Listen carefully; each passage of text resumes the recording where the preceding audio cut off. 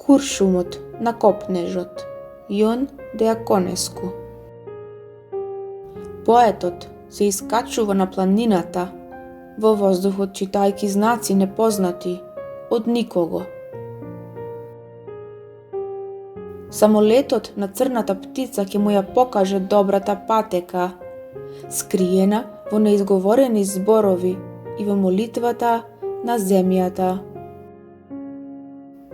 Таму горе, близу до небото, ќе ги преврзе раните на сенката и ќе му се стави белег на челото од куршумот на копнежот на се уште ненапишаната песна.